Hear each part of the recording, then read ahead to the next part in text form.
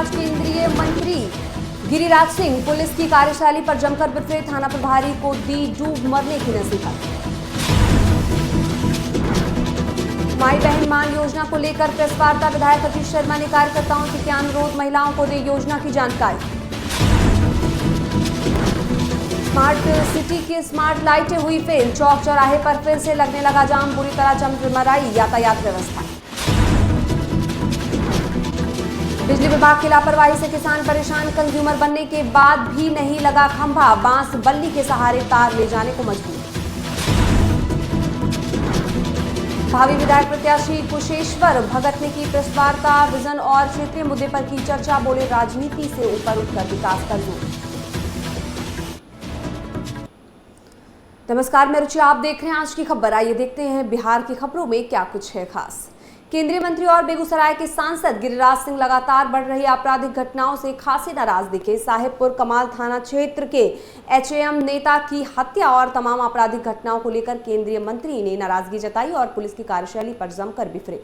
उन्होंने थाना प्रभारी को उन्हीं के सामने डूब मरने की नसीहत दे डाली। इसके अलावा गिरिराज सिंह चौहान बीते दिन एचएएम नेता के परिजन से भी मिले। मीडिया से बातचीत में उन्होंने कहा कि पुलिस को कार्रवाई के लिए खुली छूट दी गई है। इससे बड़ा दुखद नहीं कुछ हो सकता है। पुलिस के हाथ खाली रहते हैं सर। पुलिस के हाथ नहीं खाली, सरकार पुलिस पर पूरा छूट दे रही है। सुशासन पर सवाल खड़े हो रहे सर। सुशासन पर सवाल नहीं खड़े होंगे। अपराधी अगर अपराध करता है वो जेल के शिकंजे में जाएगा। अपराधी रोज धमका रहे हैं सर, उस पर कार्रवाई होगी। बिहार कांग्रेस ने महिला सशक्तिकरण के लिए माई बहन मान योजना शुरू की है, जिसको लेकर जिला महिला कांग्रेस ने भागलपुर के विधायक अजीत शर्मा के निवास स्थित कांग्रेस के कैंप कार्यालय में एक प्रेस वार्ता आयोजित की। इस अवसर पर विधायक अजीत शर्मा ने सभी कांग्रेस कार्यकर्ताओं को, विशेषकर महिला कांग्रेस की कार्यकर्ताओं से अनुरोध किया कि इस योजना से जिले भर की महिलाओं को अवगत कराते हुए उसका निबंध करवाएं और ताकि महागठबंधन की सरकार बनने पर ज्यादा से ज्यादा महिलाओं को इस योजना का लाभ मिल सके। भागलपुर शहर को ट्रैफिक जाम से राहत दिलाने के लिए स्मार्ट सिटी योजना के तहत कई चौक चौराहों पर ट्रैफिक लाइटें लगाई गई थीं, लेकिन कुछ ही दिनों में सभी लाइटें खराब हो गईं, जिसका नतीजा ये रहा कि यातायात व्यवस्था एक बार फिर चरमरा गई। फिर से ट्रैफिक जाम, अफरा तफरी और वाहन चालकों में भ्रम की समस्या खड़ी हो रही है। फिलहाल देखना दिलचस्प होगा कि स्मार्ट सिटी योजना के तहत शहर वाकई में कब स्मार्ट होता है और लोगों को इस तरह की समस्याओं से निजात मिलती है। दिक्कत होता है, जाम में घंटों घंटों पड़ा रहना पड़ता है। उसके बाद मालिक का झड़न मिलता है, लाइट बुझने के बाद उसके बाद ट्रैफिक पुलिस नहीं रहता है वहाँ, उसमें भी दिक्कत रहता है। मालिक बोलता है, झूठ बोलता है, लोग लेट करके आता है। लोग अक्सर बंदे रहता लाइट। हाँ, अक्सर बंदे रहता है। एक दिन चलता है, 15 दिन बंदे रहता है। 8 दिन क्या होना चाहिए? चालू होना चाहिए, नहीं तो साफे बंद कर दे।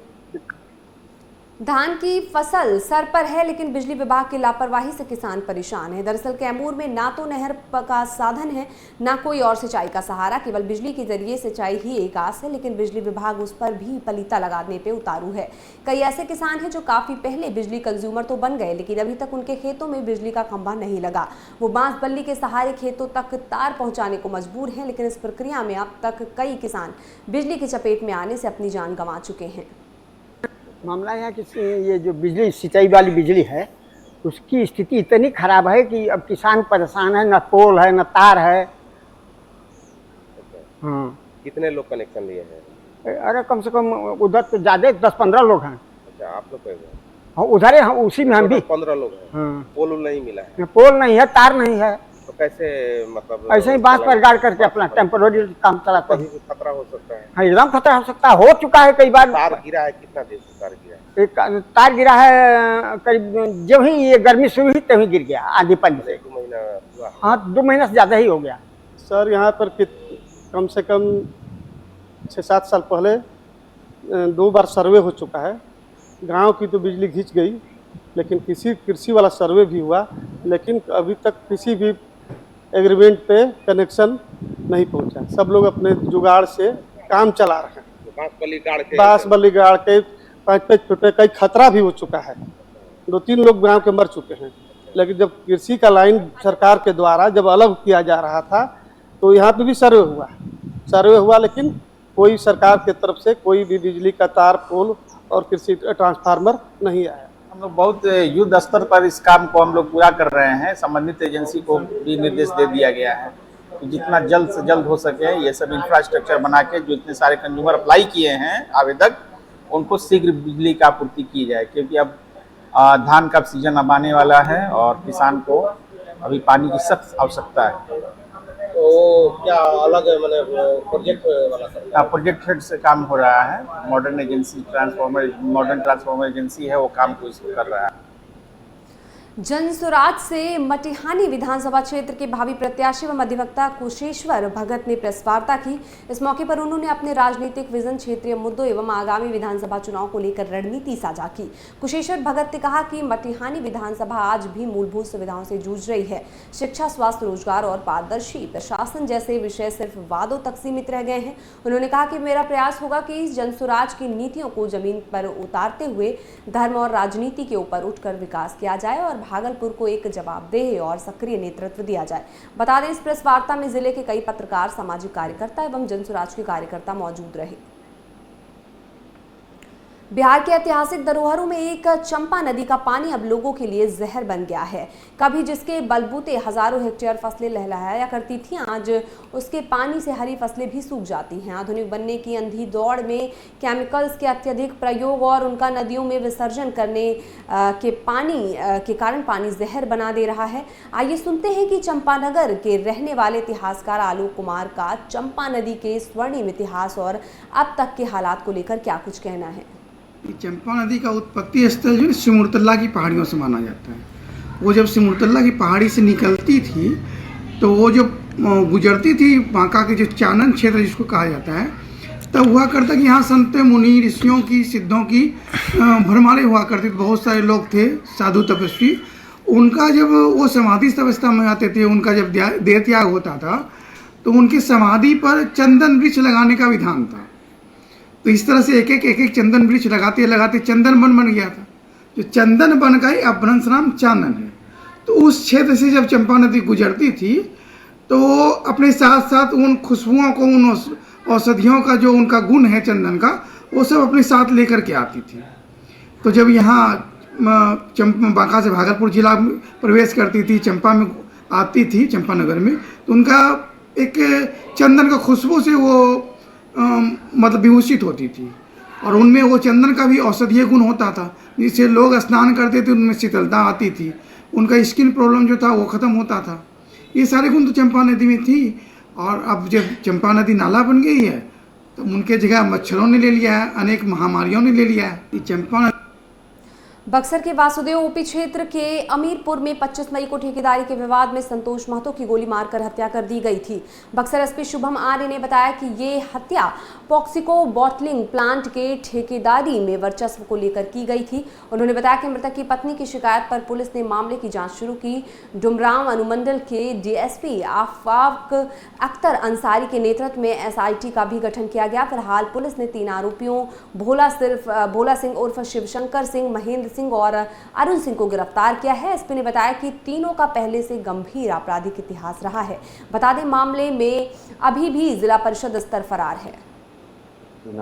25 मई को सुबह लगभग 5 बजे हम लोगों को जो सूचना प्राप्त हुई थी कि ग्राम अमीरपुर में एक व्यक्ति की जो है गोली मारकर हत्या कर दी गई है और वो अपने गांव के ही कुछ दूर में खेत के पास में ही उनकी बॉडी जो है बरामद हुई थी।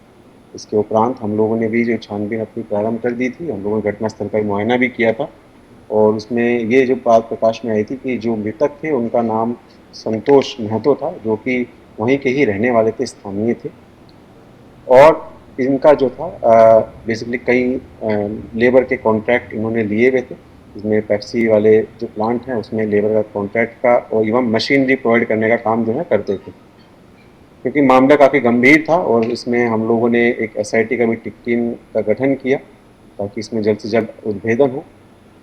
इसमें हम लोगों को जो चीज़ें प्रकाश में आई, मानवीय एवं तकनीकी अनुसंधान में यह बात एक उजागर हुई कि मुन्ना यादव जो कि जिला परिषद के मेंबर भी हैं, इनके साथ में इनका जो मृतक है इनका कॉन्ट्रैक्ट को लेकर जो है एक विवाद जो है वो अभी हाल ही में उजागर हुआ था।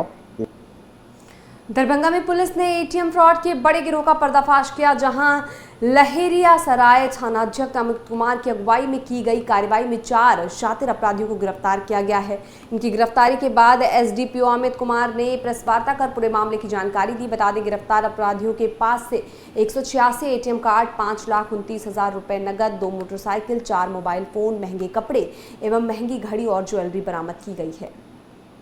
देखिए, पिछले कुछ महीनों से न सिर्फ दरभंगा जिले में बल्कि हर जगह से आजकल रिपोर्टिंग्स आ रही हैं कि एटीएम फ्रॉड करके और जो स्वैप किया गया एटीएम होता है, धोखाधड़ी से, फ्रॉडगिरी से, खासकर ऐसे लोगों से जो बुजुर्ग होते हैं, जो बहुत टेक सेवी नहीं होते हैं, एटीएम कियोस्क में उनके एटीएम को जो प्रोफेशनल शातिर फ्रॉड होते हैं उनके द्वारा अक्सर चालाकी से बदल दिया जाता है। उनकी मदद करने के नाम पर या फिर गिराकर या कभी कभी झपट कर लेकर भाग लिया जाता है और उसके बाद उस एटीएम से खरीदारी की जाती है, कैश की निकासी की जाती है और जब तक लोग जानते हैं या सही जगह पर सूचित करते हैं तब तक उन्हें आर्थिक हानि हो चुकी होती है। इसी क्रम में दरभंगा जिले में ऐसी घटनाओं की रोकथाम के लिए वरीय पुलिस अधीक्षक महोदय के द्वारा एक टीम का गठन किया गया था हमारे नेतृत्व में। टीम ने काम करते हुए पुराने सारे मामलों को से साक्ष्य संकलित करते हुए टेक्निकल और मैनुअल इंटेलिजेंस के आधार पर कल एपीएम थाना क्षेत्र के हाजीपुर नाम के जगह पर एक जगह रेड की गई और उस रेड में 4 लोग पकड़ाए हैं। उन चारों के पास भारी मात्रा में इस कांड से संबंधित बहुत सारे कांड उन पर दर्ज हैं। उन कांडों से संबंधित साक्ष्य के रूप पर उनके पास से 186 एटीएम कार्ड और इन एटीएम से निकासी किए हुए लगभग 5.5 लाख रुपए, 4 मोबाइल, कुछ चार्जर और निकासी के क्रम में एटीएम स्वैप करके यूज़ करके कहीं कहीं उन्होंने कुछ मटेरियल खरीदी हैं, जैसे ज्वेलरी खरीदी है। देखिए, पिछले कुछ महीने बिहार की खबरों में बस इतना ही। ऐसी और तमाम खबरों के लिए देखते रहिए आज की खबर।